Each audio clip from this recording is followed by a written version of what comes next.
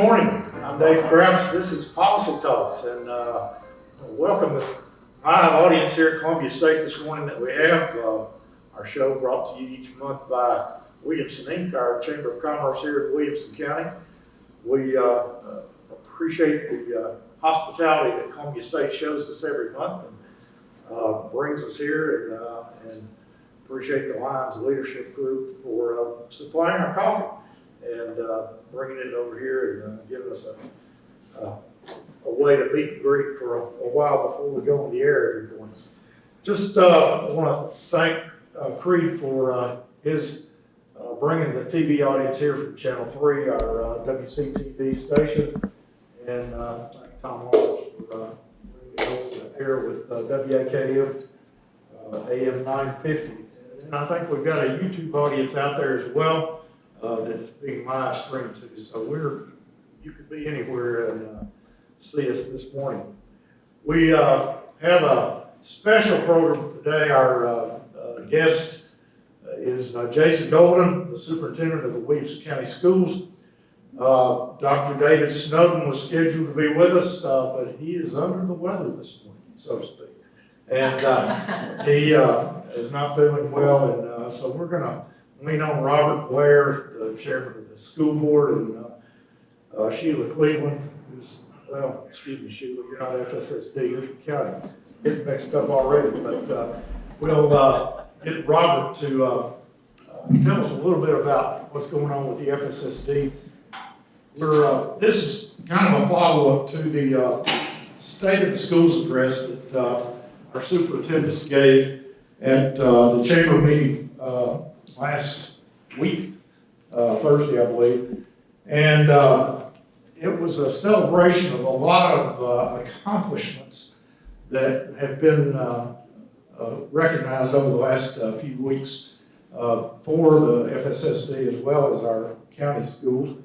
But Dr. Snowden was named the Superintendent of the Year by his peers at the Superintendents Association recently.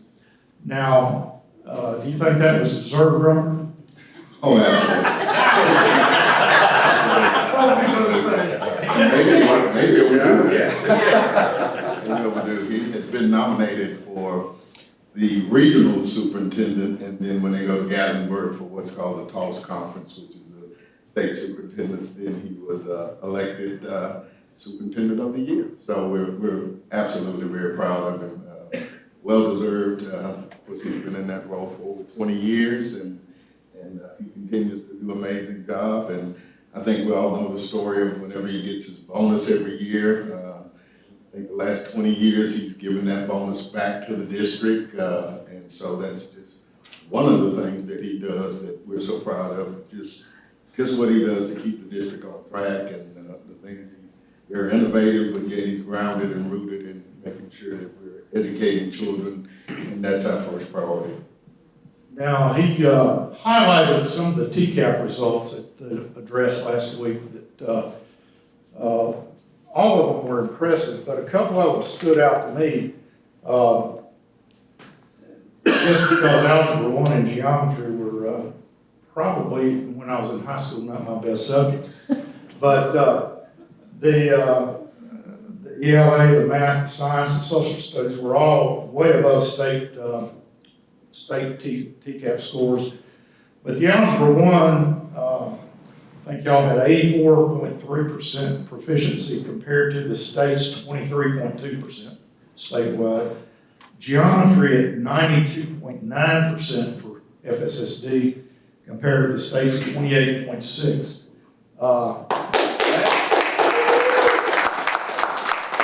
That speaks well for your math teachers.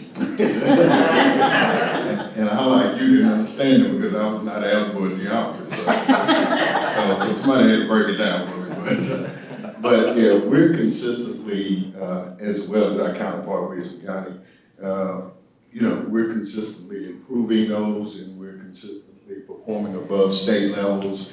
And that's what we try to do. I mean, our emphasis is on those things, as well as, we're known for trying to educate the whole child as well. That's why we've continued to go with arts and music and physical education, because we think those things make a child well-rounded. And so we continue to push those things, and Dr. David Snowden leads us in doing that. So when you see those scores, it's because of, as he says, because we work with our teachers, we work with our administrators, we work with the people in there, and we work with our parents and the community. So it is a collaborative effort, but he is the leader of that effort. One of the things he focused on for a while, along with our Sheriff Dusty Rhodes that was also at the meeting, is safety and security. Making sure the kids are safe, the teachers are safe. Obviously, that's been a huge focus here in Middle Tennessee after some of the events last year. So what is anything there that you want to highlight about what y'all are doing there with safety and security of the schools? Well, as always, we continue to look at how we can better serve our students. If you're not in a safe environment, you're not going to learn, and parents are not going to be comfortable sending their kids somewhere that they don't think their kids feel safe. So the parent has to feel safe as well as the kid. And so we put a lot of emphasis on that, and as you said, we work with the Sheriff's Department. They've been so great, County Mayor Rogers Anderson and Sheriff Dusty Rhodes in providing us with SROs. So, but if you're in the school, we also empower the custodians. We empower the teachers and administrators so that they look out for things that may be happening. So, but that is one of the things that we're focused on. Selby Glass, who handles that for us, does an amazing job. She works with the county. She actually has an office at the county building. And so it's just amazing what she does and what we do together. And again, these are collaborative efforts that allow us to be able to be successful. And sometimes you have to tell parents that some things we just can't tell you. Right. Yeah, some things we just can't tell you, but know that we are working for the safety of the kids. We want a safe environment, and I think he talked about the threat assessments. We take those very seriously, and we've got to put some policies in place to say that we're just not going to tolerate people thinking it's a game or just, making these false threats, and it's just not being tolerated. And so we're very serious about that because, again, we do want a safe environment, and I think that goes for everybody who works in the building, especially for the kids, because a safe environment it promotes a better learning environment. Sure. Absolutely. And last but maybe not least, Dr. Snowden, and I'm sure Jason will address this as well, but you're instituting a new program on aviation that, if I heard this right, and I listened to the speech 3 times, okay, to make sure I was trying to get these details right, but the Poplar Grove and Freedom Middle both received $500,000 each for an aviation intro program that will lead into a program with the Williamson County Schools and then on to MTSU and their aviation program. Any detail there you can share with us? Not really any detail except for what Dr. Snowden mentioned at the meeting. I think Dr. Golden and Jeremy Qualls, who I think they can give you more information about that, but we were excited to receive the grants. We're excited about this program. I mean, aviation, we think we're in an area with, the expansion of VNA and with MTSU, and so we think it's a great opportunity that kids will really take advantage of. I know our kids are excited about it, and we look forward to that program, unfolding and just being part of what FSD and WCS does together. Great.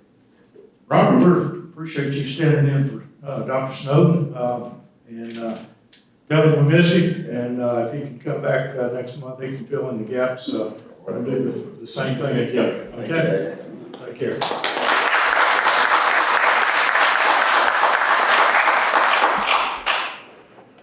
That was an excellent intro into the students that come from FSSD to the county school system, Jason. You've been with the county school system now how long? In my 18th year, so somewhere between 17 and 18, I haven't counted the months. And for many years, what role did you play? I was the deputy superintendent for about 10 of those years, and then I was was the chief operating officer, COO prior to that. I was even the lawyer prior to that. So a lot of different responsibilities over time.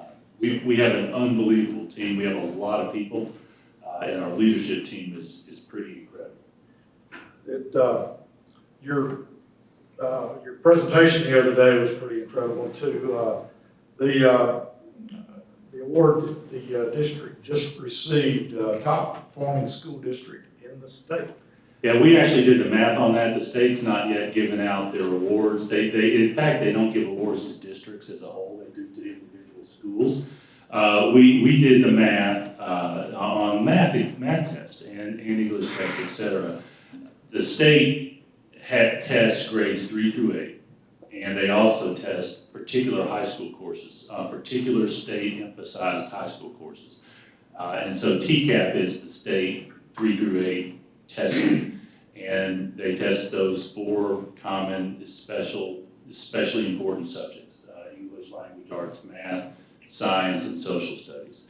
And overall, we were #1 across the state. Now, what we do actually is drill down to individual classes, grades 3, grade 5, whatever the grade is, within each subject. We drill down to individual teachers, and then we drill down to individual students.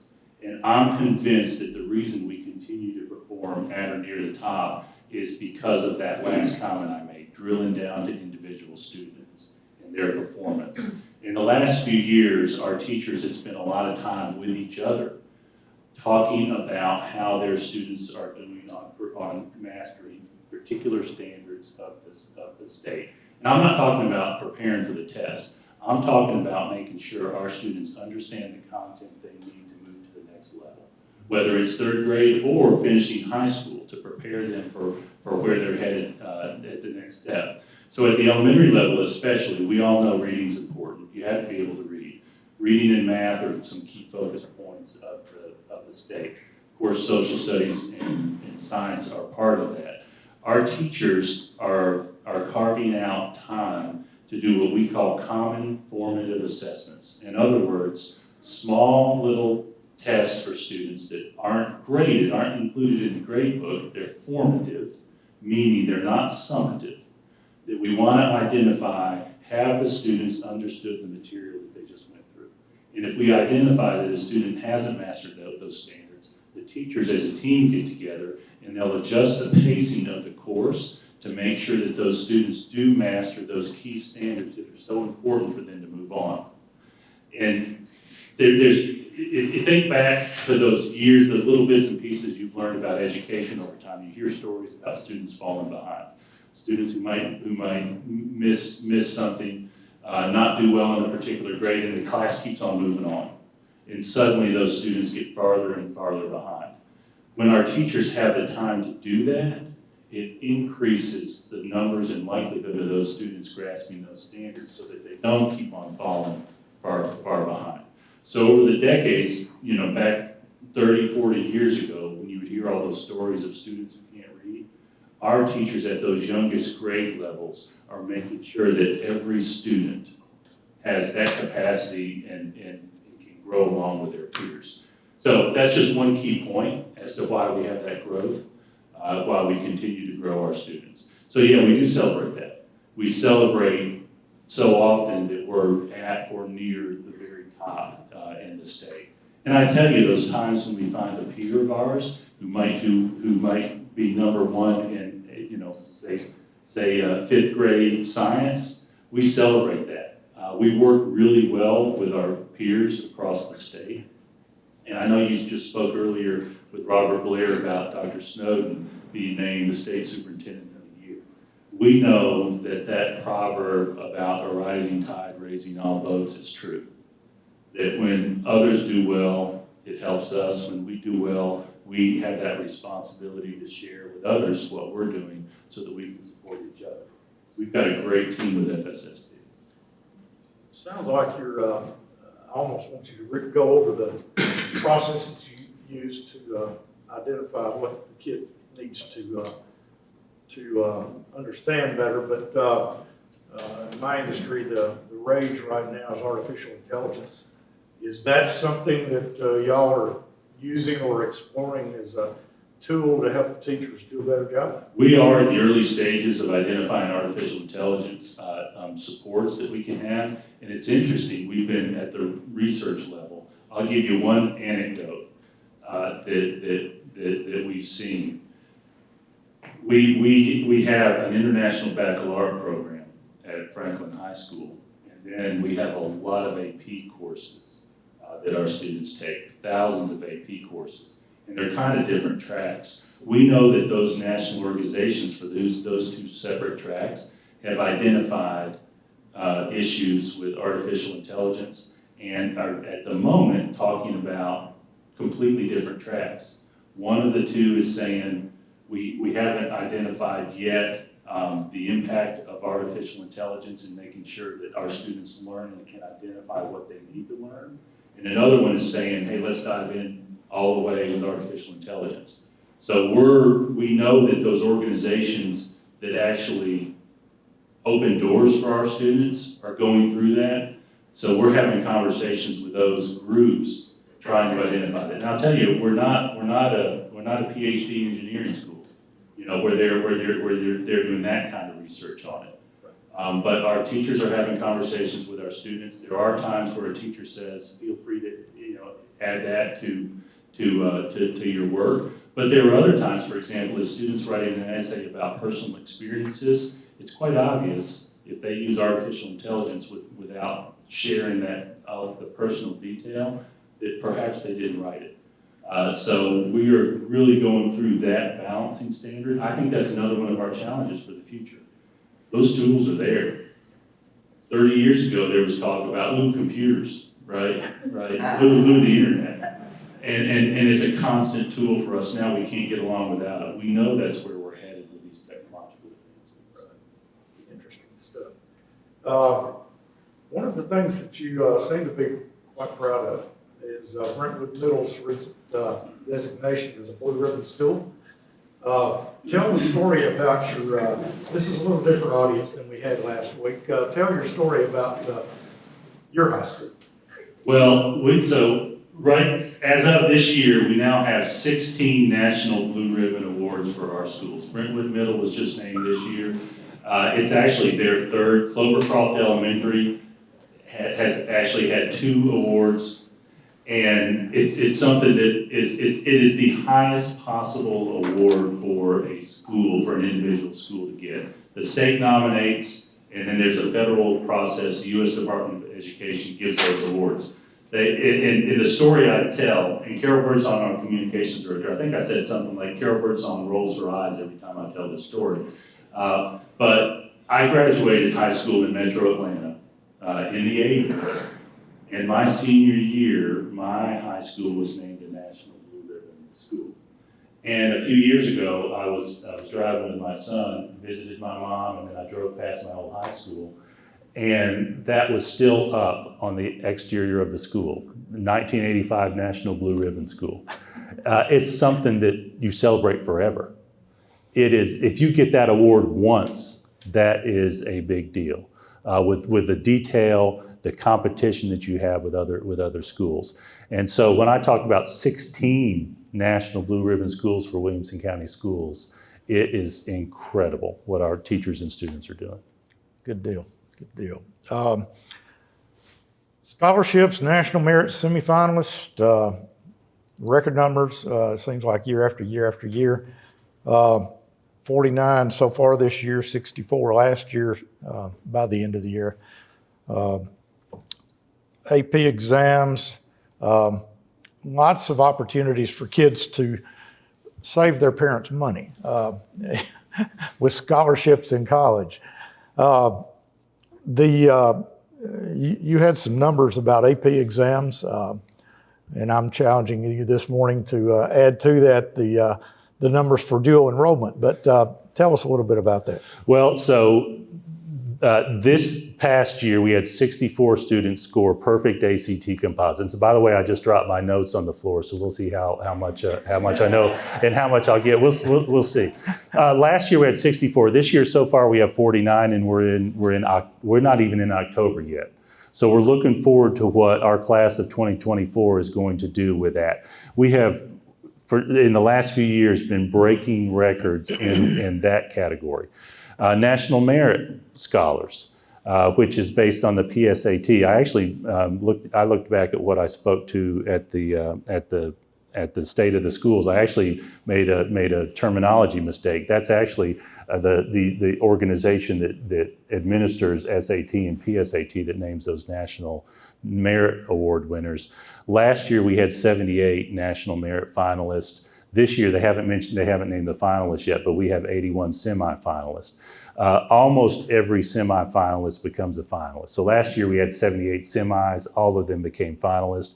There's actually a GPA component to it that differentiates between semifinalists and finalists. So we've broken that record by 3 students for national merit.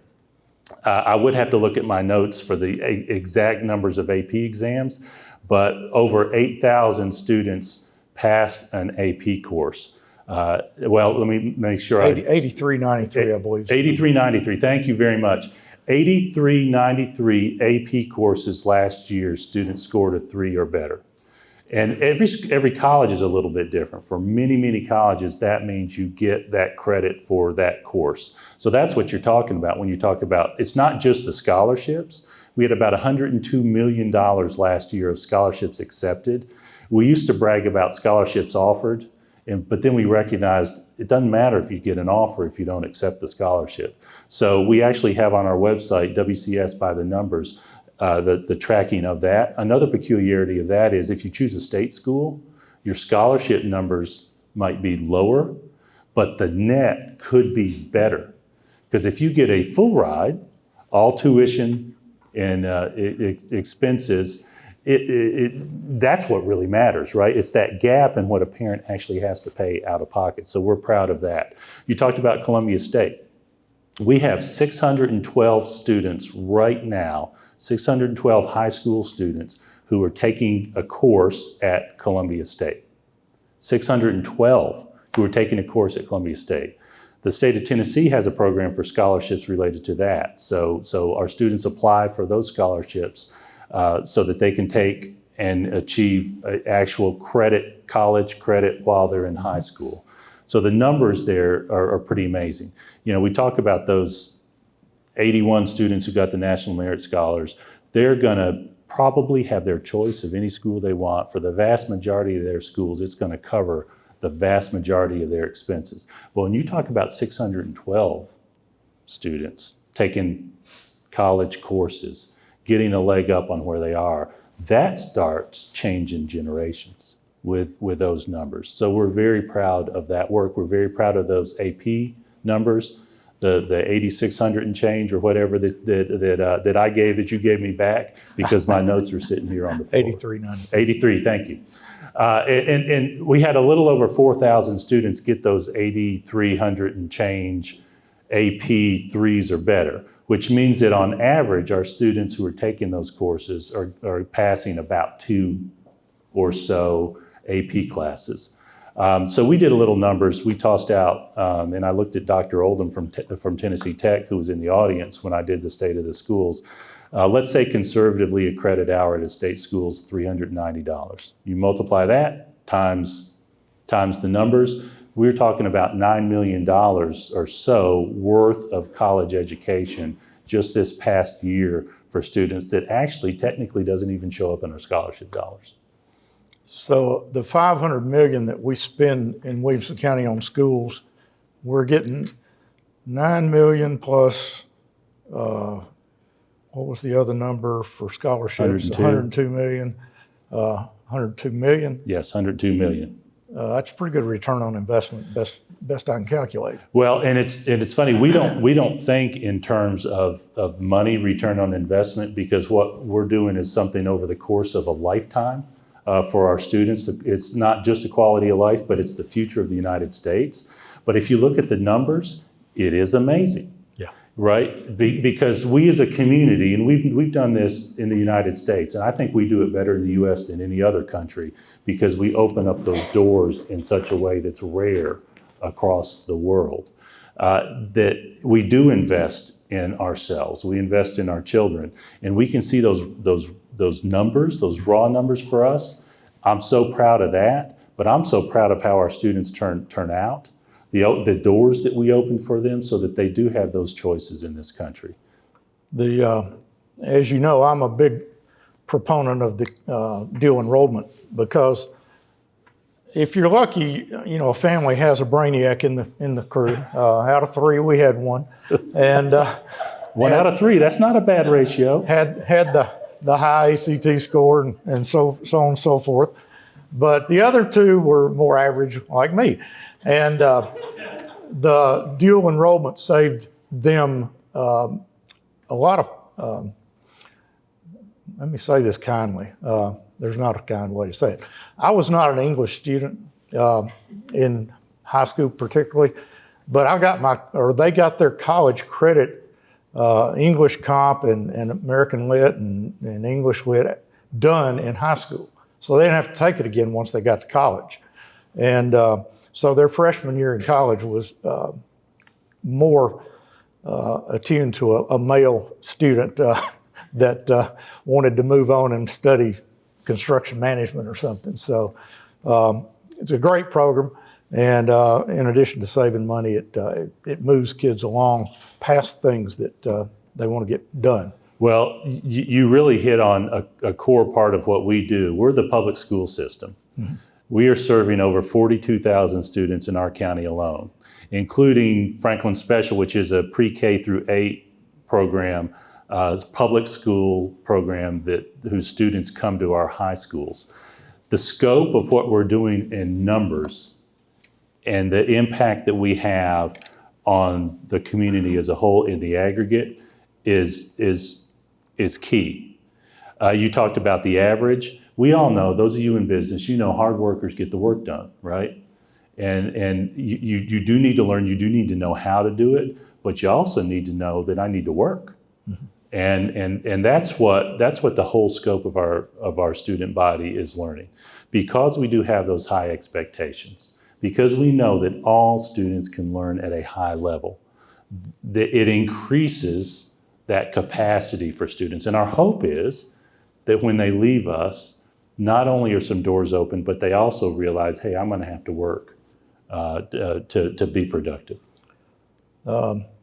We found our experience with Williamson County Schools to be amazing. And courses like Tim Sawyer's engineering prepped all 3 of our boys for things like that in college. I'm going to go ahead and brag about you.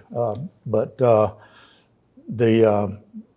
Jack, of course, had a lot of AP courses and dual enrollment hours. I think he had 55 college credit hours when he graduated from high school.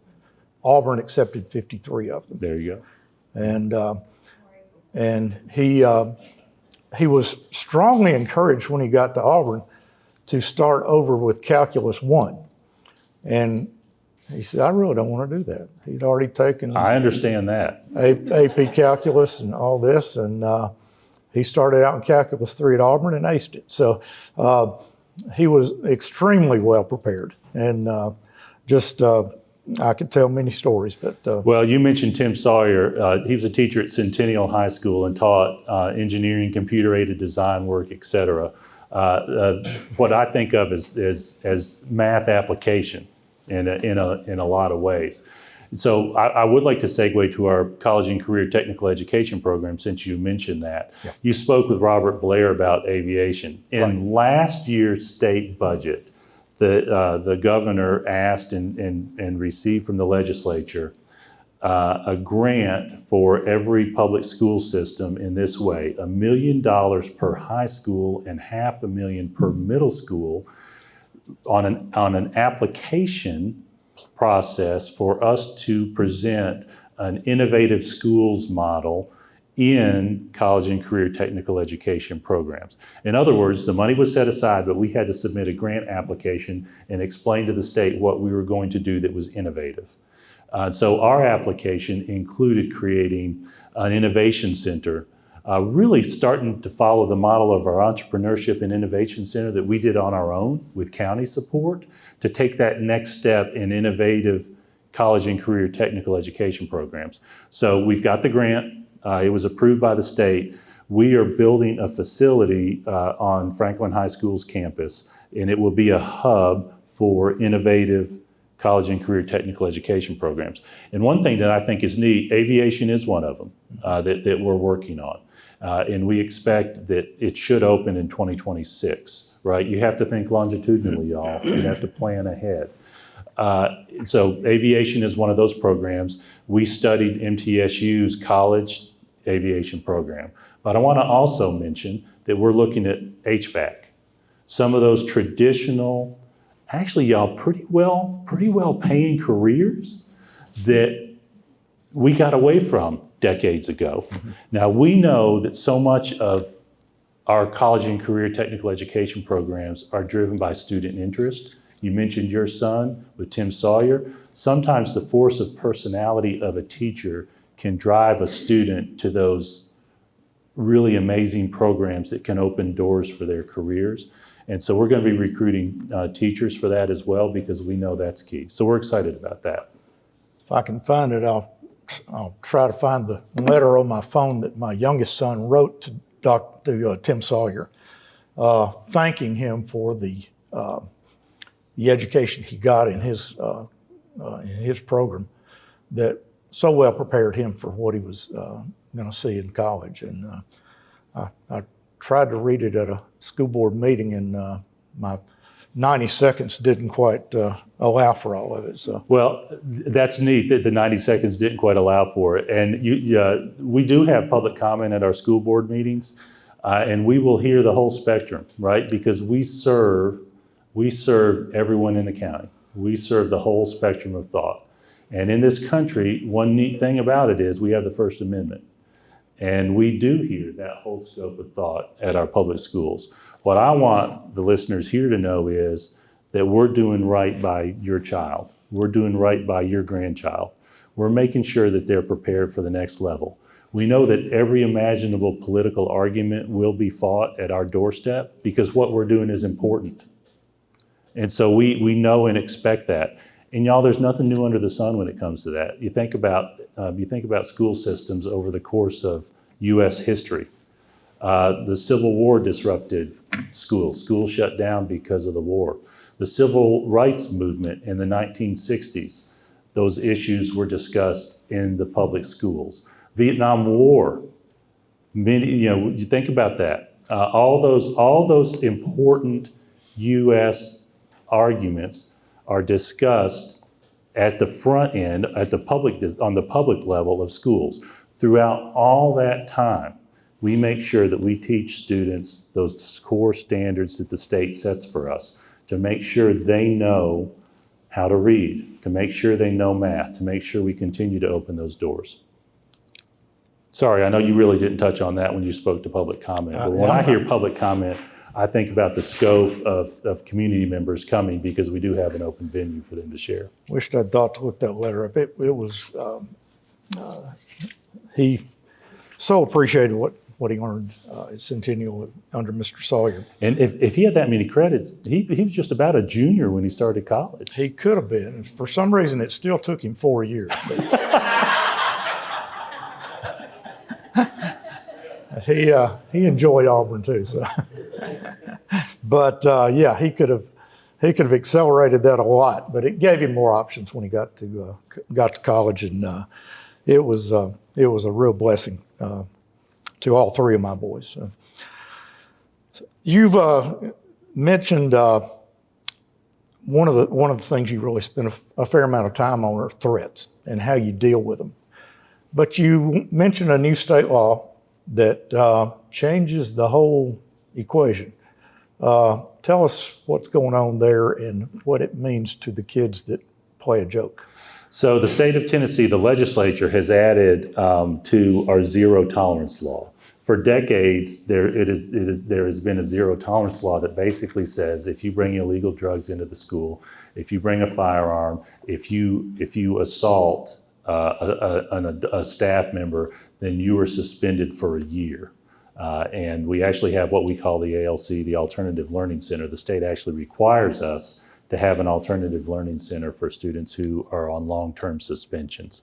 So I think maybe my microphone's going in and out, but we've had that for decades.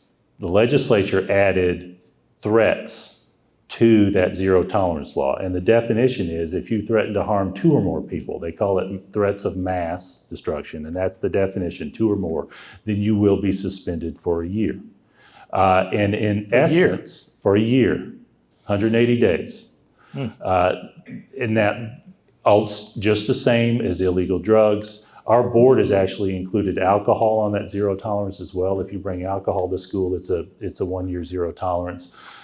So that's a big change at the state level. It was quite apparent that the legislature in essence decided the threats have to stop at the school level.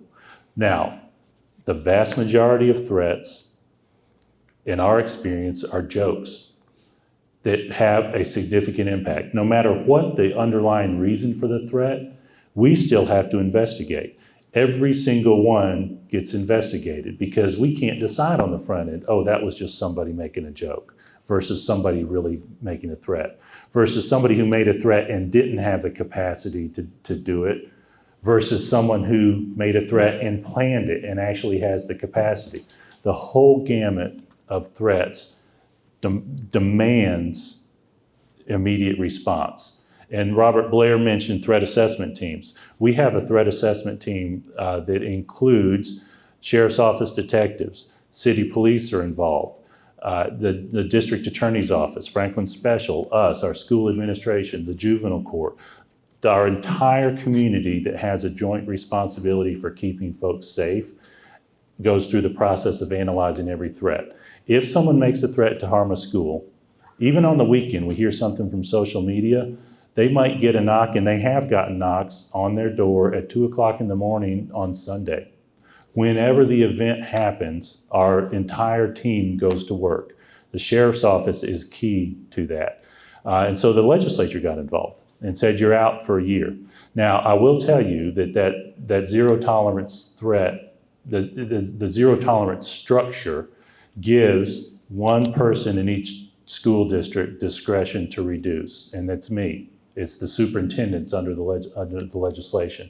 We actually have programs in our ALC that have been working really well for years with our students who bring drugs to school or alcohol. It's a program to establish that they have developed more tools in their toolbox to work their way out of the ALC before the year expires. So we set them up on programming. We just don't dump them there and leave them there for a year. We make sure that they get their instruction and they, in essence, for lack of a better phrase, use an old country phrase, they start learning their lesson, right? It really is about lessons. It really is about self-discipline, not just us administering discipline, because we are teaching those students. At this stage, with this new threat protocol, the new law, we are still feeling our way through that. When the zero tolerance law passed 25 or 30 years ago, it triggered a big spike. And then folks started figuring it out. And it started affecting decisions.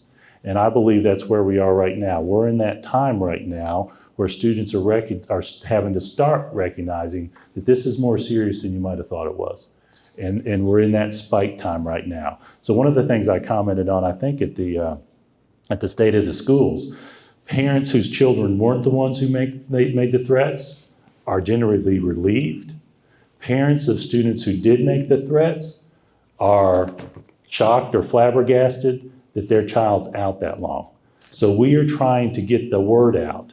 You will be suspended for that year if you make a threat to harm 2 or more people. That is going to surprise quite a few. Have you had to suspend any students so far this year? Oh yeah, we have.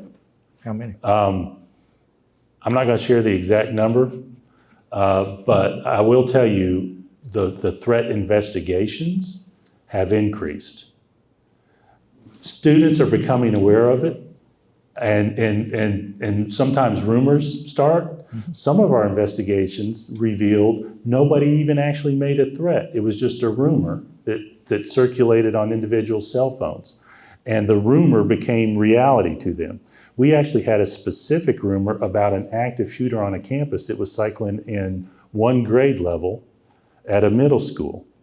A parent got the text from their child. The parent called it in. Our SRO was there. Our principal was there. They knew immediately it was a false rumor. But we deal with the scope of the discussion at the public level when those things happen. So we encourage folks, don't spread the rumor. When the moment you hear something, share it with your SRO, share it with your principal so that we can take action immediately to address it. Now that was the rumor. That's the one side.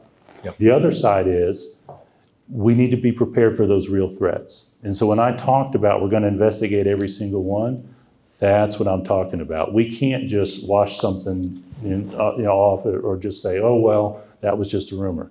Even that one triggered an investigation to get drilled down and identify what was the source of that. And one thing you mentioned is that the SROs know why they're in the schools. Yeah. And I use the acronym SRO. We just assume everybody knows our acronyms. School Resource Officer. The sheriff's office has an officer in every one of our schools. We actually initiated that and finished that project about 10 years ago because we recognized the need. And so we're ahead of a lot of our neighbors in Tennessee with making sure those people are there. We're not perfect with school security. It is a total community effort. It is an ongoing effort, and it will always take work. And I know I worry about this. I know we'll never be perfect. But what I do know is there's no substitute for people. Right. And that sheriff's deputy in our building, in my opinion, is our number one best layer of security. So I'm pleased they're there. They struggle with staffing as well. Sheriff will talk about that from time to time. It's a hard job. I got to tell one story. I visited an elementary school last year, and I checked in on the SRO. And one of the things he shared was he said, I tell my buddies in the sheriff's department I got the best job in the sheriff's department. And then he noticeably changed his expression. He said, but I know why I'm here. And he's there to protect the children. Now he develops relationships. He's beloved there. And I'm speaking generally, not just about him, but they know why they're there. They train to go to the problem. The sheriff in their work is incredible. We hope and pray that we never have that kind of problem, but you have to be prepared for it to act appropriately in the event it happens. Tough subject. One of the challenges that you mentioned you're having, of course, almost every business is having a problem finding enough staff to do the work. But you've gotten very close to the number of teachers you need this year for a couple of reasons. One, enrollment leveled off this year, which how long has it been since we haven't had 1,000 or 2,000 kid increase in the school systems? Well, I mentioned that I'm in my 18th year. We have grown by about 17,000 students in 17 years. This year, we have flattened out. And I don't know all the reasons, right? Some research can probably nail that down, but I do know anecdotally a handful. One is Mayor Rogers Anderson and the County Commission a few years ago thoughtfully started planning for slowing growth. In the rural areas, they established a zoning structure that you could not build on anything less than 5 acres. And so some of the neighborhoods that were approved prior to that coming in have settled down their construction. So I think we're starting to feel that a little bit. Cities and counties are actually doing some planning for urban growth boundaries right now.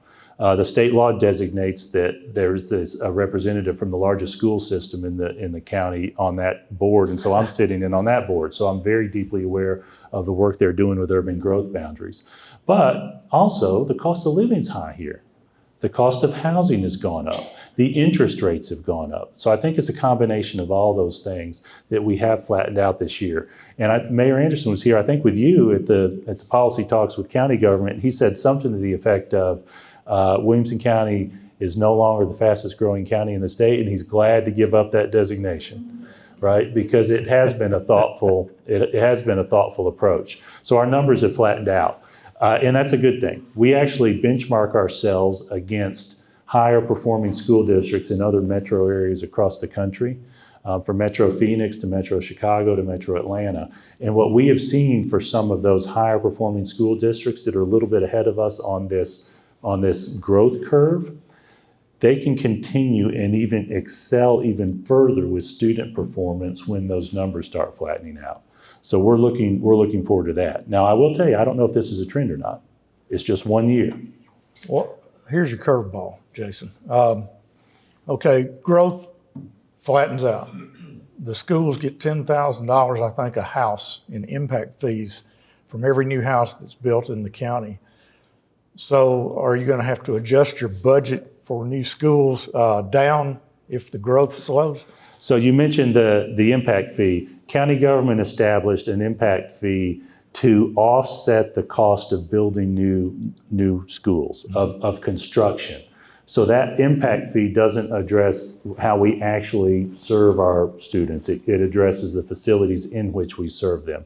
So we do know from a 5-year capital plan process, we budget and plan over a 5-year window, and we update that annually, that we will adjust some of our construction planning for that.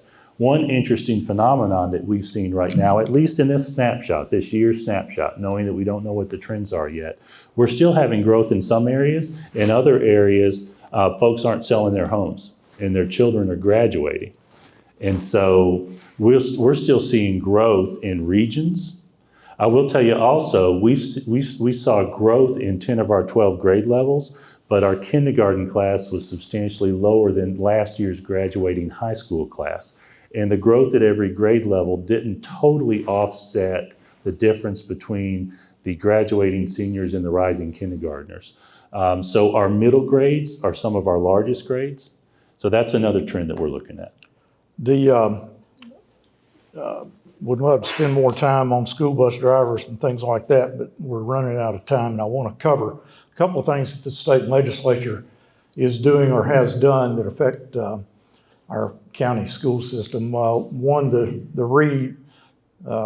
this is a technical term, but the rejiggering of the budgeting process that they did last year. How did that affect your budgets, and is that getting you more money to do your job? So the state changed their model from identifying the needs in every school, like a certain amount for every principal, a certain amount for every library, a certain amount for the per pupil teacher numbers that you had, to giving us a certain amount of money for every student, and based on individual student needs. So that was a substantial model shift from school-driven to individual student-driven.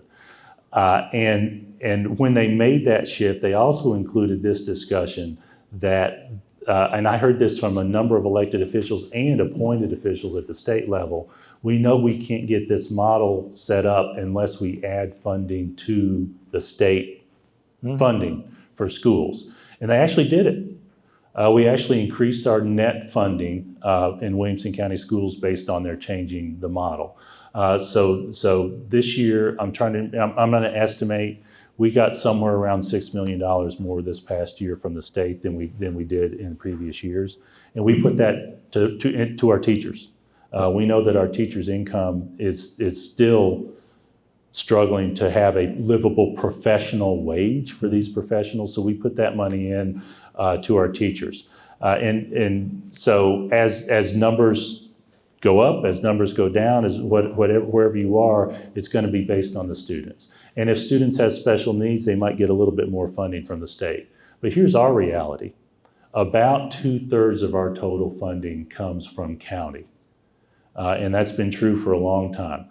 The state minimum, even with this new model, is not designed and doesn't fund us fully. In fact, there's even a piece of their formula that gives less money to counties that evidence what they call a fiscal capacity. And I can talk about the miles, everything's on acronym, CBER and TACER, CBER, TACR, there's 2 formulas that they address that. Sparrows. Yeah, exactly. And the essence of it is those communities that the state identifies as having a greater capacity to increase taxes get less state funding because the state sets a structure to try to force that. And we are at the bottom of that scale. So a very rural county might get a higher per pupil fund from the state, not just might, but does get more from the state than we do. So by and large, our county government, our community commitment to schools is what helps us succeed. Okay, the headline story on the front page of the Tennessean this morning is about the state legislative leadership forming a committee to investigate the possibility of rejecting federal funding for schools. Do you expect that to affect your budget or anything here directly in the county? If that decision is made at the state level, it will affect somewhere, usually year to year, about 2% of our budget. Our budget's a little over $500 million annually. About 86% of our total budget goes to people. That 2% from the federal is almost exclusively special education funding. All the federal requirements for special education. So if the state does not fund, if the state does not accept the federal funds, somebody's got to fill in that gap because we have that responsibility to serve students with disabilities whether or not we get the federal money. Right. Sheila Cleveland, school board member from northwest part of the county? That's about right. Okay. Grade your superintendent this morning. Does he get an A, B, C, D, or F? Oh, he definitely gets an A. I can't imagine anyone else running Williamson County Schools right now. Did we cover everything? Yes, you did. In fact, you asked the question that I wanted to answer about the $1.8 billion that might be rejected. So I'm glad you answered that. So we covered it. We covered it. Anybody else have any more questions here this morning? Matt? Yeah, sure. You're a good one to talk No, about no. the impact of schools on it. Sure. Yeah, no, obviously it's great. This is Matt Largen, the president and CEO of the chamber, affectionately known as Williamson Inc. No, thanks, Dave. So I'm curious, take the funding out from the federal government. Do we still have to, does that change anything in terms of compliance? Because I know that's one of the arguments is there's no strings attached. But from what I understand, there's still some compliance with it regardless of the money. Is that right? Thank you for that question. Sure. There are some federal programs here and there that in essence say if you accept the money, you agree to do blank. And the state has entered into some of those programs in the past. And it includes things like every school gets a single letter grade, things that you might see coming down the pike in just a few months. For special education, it is not tied to funding. We have a responsibility to provide those services to students under that very complex federal model, regardless of whether we receive the funding. So there might be little bits and pieces here and there from year to year in a budget that are tied to performance that the state gets into that they might eliminate.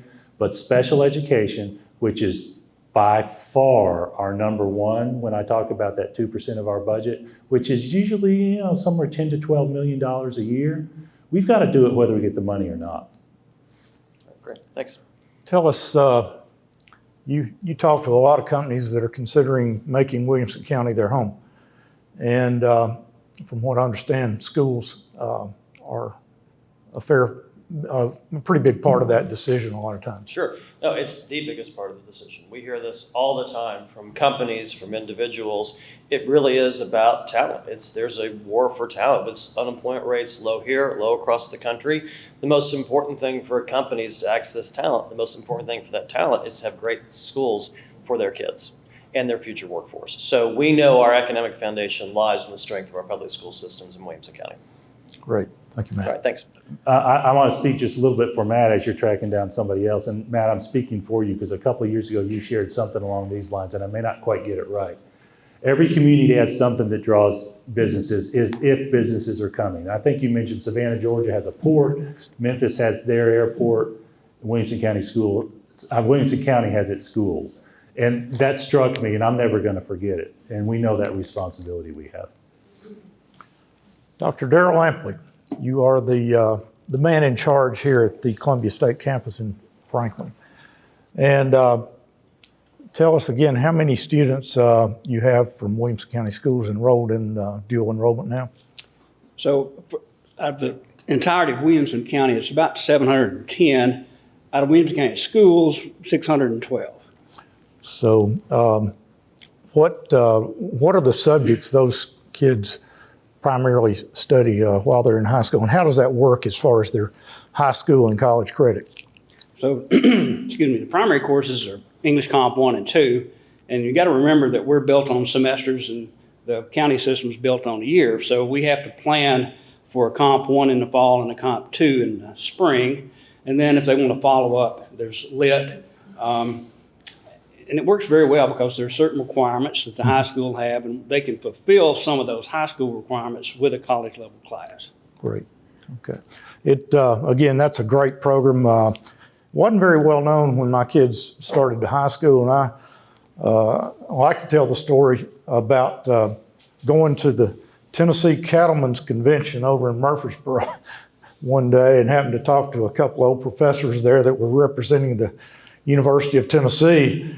And that was before Charlie actually started to college. And I asked the gentleman, I said, you give me one or two real important things we need to look at before we send our son to college. He said, get as much dual enrollment while you're still in high school as you can.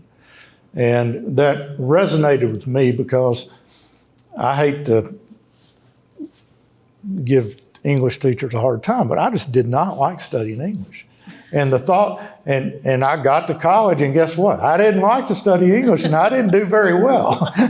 So the fact that my kids could get college credit and high school credit at the same time and not have to do that their first year. College freshman year is hard enough anyway.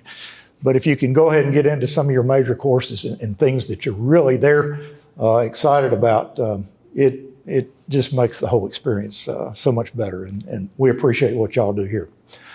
Chuck, the broadband, obviously pretty important to kids that are studying at home, doing their homework, that sort of thing. And your Middle Tennessee Electric is doing some things to try to get broadband expanded around the county. Any progress reports you want to give us on that? Well, obviously, with the broadband work that we're doing through United Communications, we've been working with Rogers Anderson and, of course, working with the school system and realize how important that is, for the county. We're making our way up 840. We're building backbone in the county so that we can serve the unserved. As most everyone in here knows, when COVID hit and everybody was doing things virtually, it was really hard on the schools. And the county mayor, Rogers, he is really into it and investing in this program. So we're real thankful to be a part of that. Appreciate the effort there. Again, that's so important, not only to students, but to businessmen that work from home or women. And so I think the broadband expansion is really a good thing for our county. We're about out of time. Just want to thank the appropriate people that all work together to make this happen every month. Again, the Columbia State crew, Mary Beth in particular, makes us feel so welcome here, and we appreciate their hospitality. Our TV audience, again, Creed Henderson and his crew show up early on the mornings with their cameras and sound equipment, and just appreciate them making us look as good as they do. Also, Tom Lawrence again and WKM. The people like Jason and Robert taking time out of their schedule to share this with us so that we can understand better how we're affected by all these departments in the county. Just appreciate the time it takes. We've got I've got a list somewhere and now I've lost it. Boy, I'm in trouble. But we've got several other people that make this program happen. Coleman Bomar, if you would stand up. Surprise, surprise. Somebody whispered in my ear this week. Come on, Coleman.